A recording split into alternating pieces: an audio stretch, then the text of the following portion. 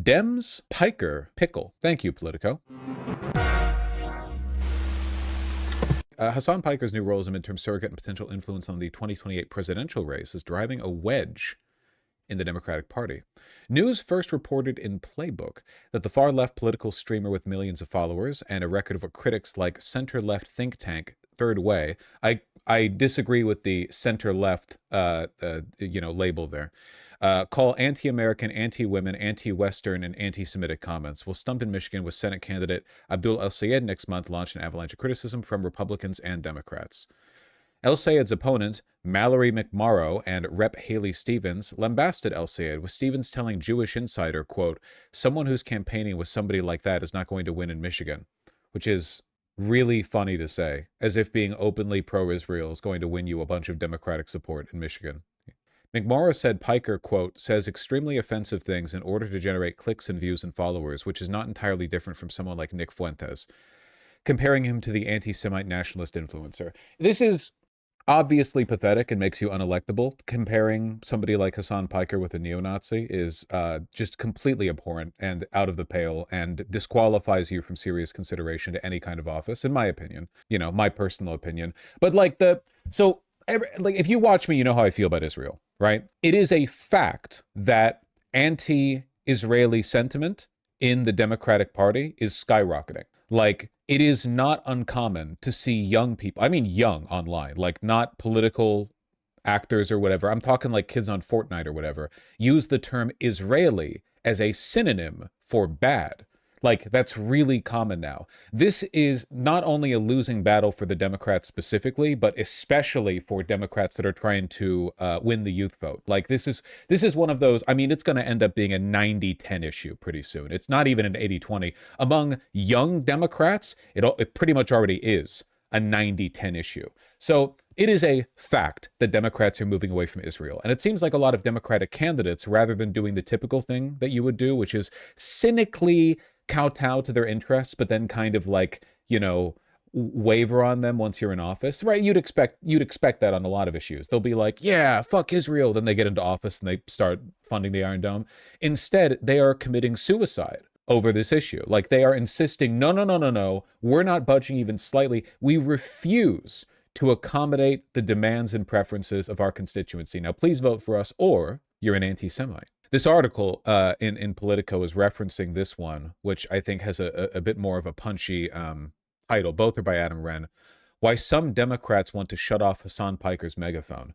And what's happening right now, I mean, I've seen versions of this before, but this is probably the most coordinated effort I've seen of Democratic candidates and PACs and so on attacking him. And by the way, they're not attacking Hasan here. Hasan is just a avatar for anti-Israeli sentiment in the party. Zionists love to do this. They love to, well, as the Israelis would put it, mow the grass. They go after the tallest stalks, you know? The whole point here isn't to specifically cancel Hasan. It's to make it clear that no tolerance will be given to any kind of criticism of Israel. You can't be anti-Israel and be in the Democratic Party. That's their point, you know? He is pretty tall. He is pretty tall. That is true. They were begging for a leftist Joe Rogan, or like a Democratic Joe Rogan for a while ago. The problem is that, like, okay, Joe Rogan's maybe a bad example because he's a massive cuck to the Republican Party and will say whatever he thinks makes him the most money. But you can't actually have a Democratic version of Joe Rogan who doesn't hate Israel. There's just no version of that. Israel is just incredibly odious and evil. Not like they should be evidently evil, even to people who are just banal liberals, because they've completely tanked the perception of there being an international rules-based order. Like, they wipe their ass with the law. They're openly contemptuous. They hate America. They insult us as we give them billions of dollars in assistance. It's never enough. They drag us into conflicts. They're the most ungrateful fucking quote-unquote allies, and they've never done a single thing for us. They never do anything for us. Not at all. We're always doing things for them. The only thing they do for us is position a regional American power against Iran, and they were going to do that anyway because they already want to conquer half the region.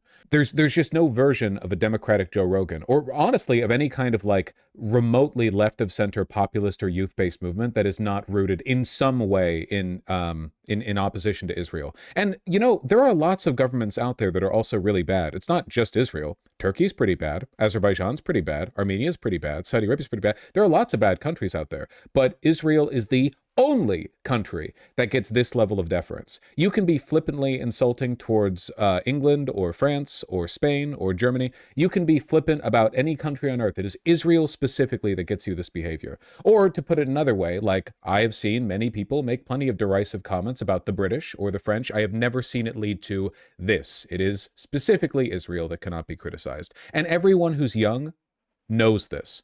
It's just a fact. You have to be old and out of touch to not understand this dynamic.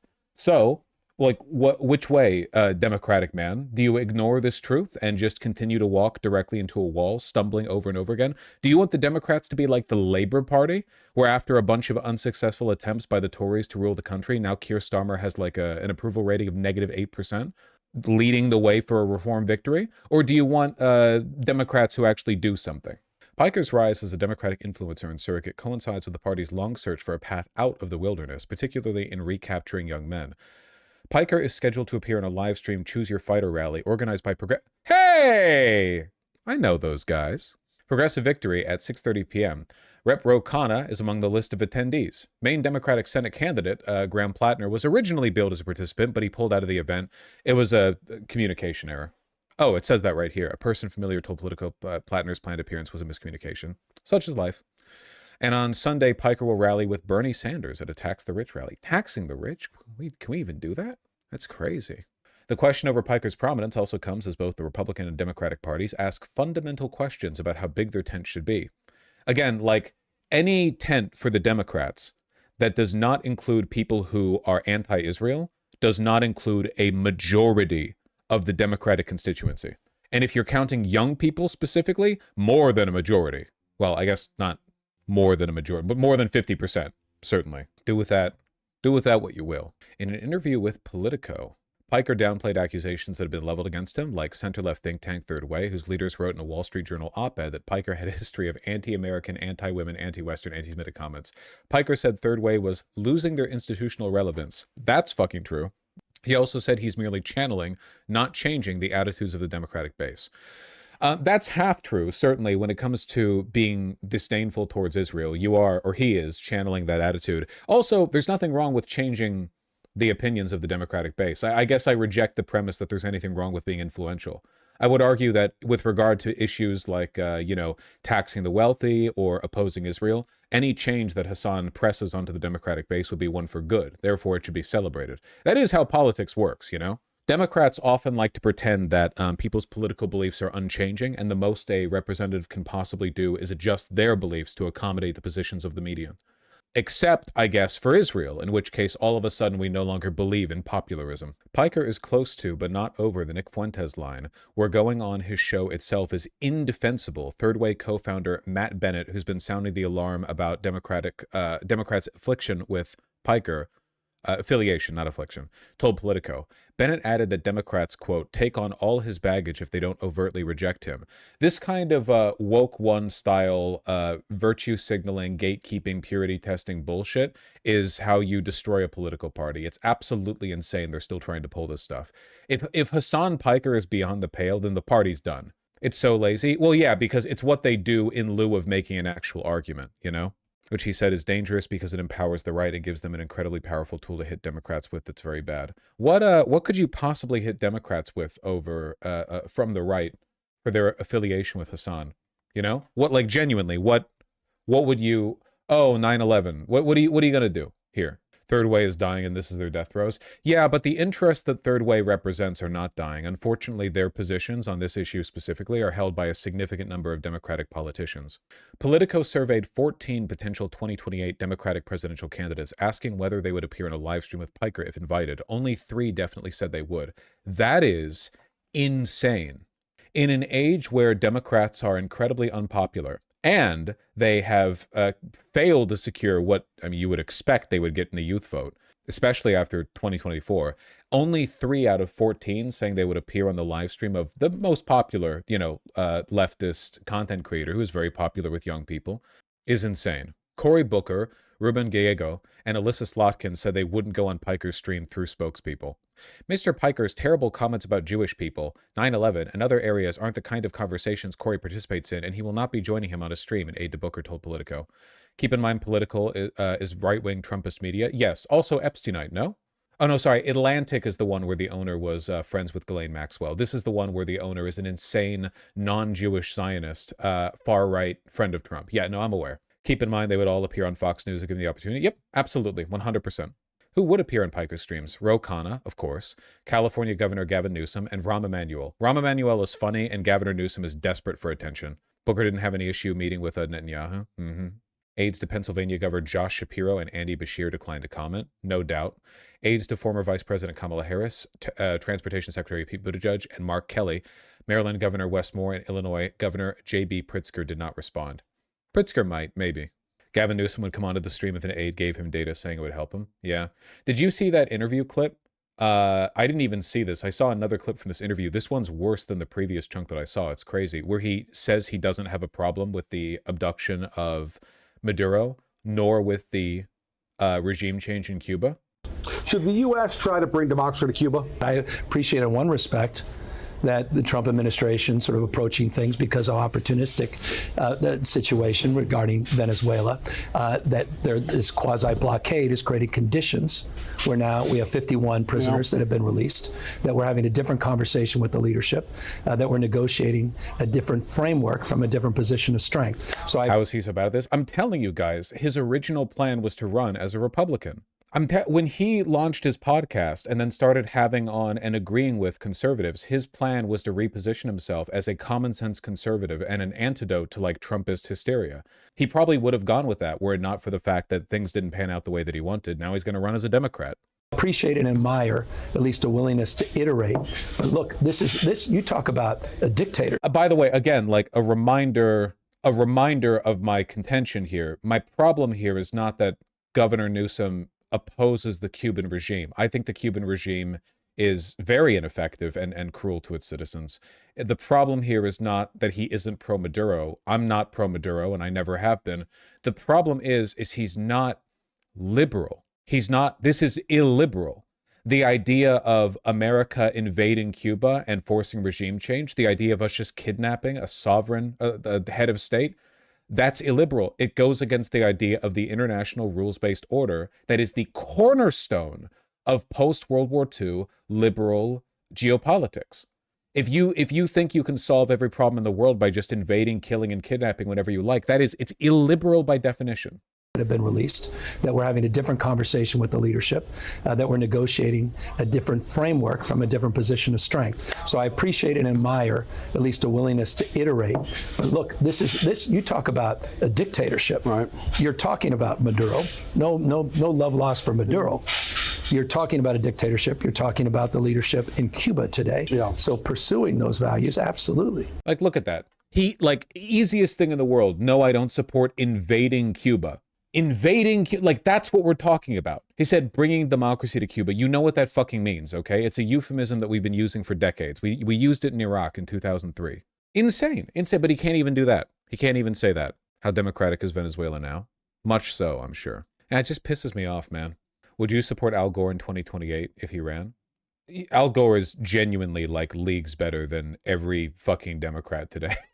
I don't know. I'd have to like hear him talk about the modern world, I guess, and see how cucked he is to Israel. But, you know, I mean, by and large, yeah, the Democratic Party has absolutely gotten more, I wouldn't say reactionary because their official stances on gay and trans, rights have advanced. I would say like they've gotten more cynical and they've gotten less interested in advancing a progressive or liberal agenda. You know, they become more capitulatory towards capital. Capitulative or capitulatory? Probably capitulatory. Yeah, nasty stuff. Smoking that Al Gore pack right now. He'll be saying I told you so when this country sinks into the goddamn ocean. You know, not to ride any coattails, but it's kind of Hasan's hour a little bit lately, huh? Here he is out at the No Kings protest. There's a big old kerfuffle in the Democratic Party right now over him. Hi. Who are you? Who are you? Just a random guy. Thank God for the captions. I'm a political commentator. And how do you get On Twitch is a website. You're on it now too. Oh, okay. And you're also on CNN.com. And you're also on CNN. Love you too. Thank you for being here. Why did you show up today? Why did you come here today? Because I think he's a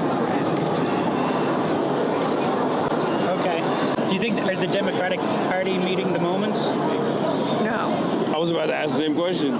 You don't think so? The Democratic Party is meeting the moment? Yeah. No. How do you like Zohran Mamdani? I love him. That's awesome. Hell yeah. Nice to meet you. Okay. I'll have to look out for you. Okay. Okay. Nice to meet you. Thank you. Who do you think would win in a fight? Did you see that dipshit weirdo pestering Rep. Summer Lee for doing an event with Hasan? Yeah, it's the problem is that right now, the Democrats are obviously going to sweep in the midterms. Dissatisfaction with the Republicans and the Democrats alike. It means that the tent is opening to, oh, hello, Bagheera. Normally you don't jump up on the PC. The tent is opening to challengers within the Democratic Party, right? Like the tent is opening to progressives. People are really unhappy with the Dems right now, as they should be. So the more sensitive to change, that's a polite way of putting it, third way centrist types in the Democratic Party are really alert and wary of the possibility of people like Hasan pushing for like a leftward front within the party. So right now they're doing that whole like 2020 no Bernie Sanders, you shouldn't go on Joe Rogan bullshit again, where they're pressuring Democratic candidates into not speaking with Hasan because he's anti-Semitic or whatever.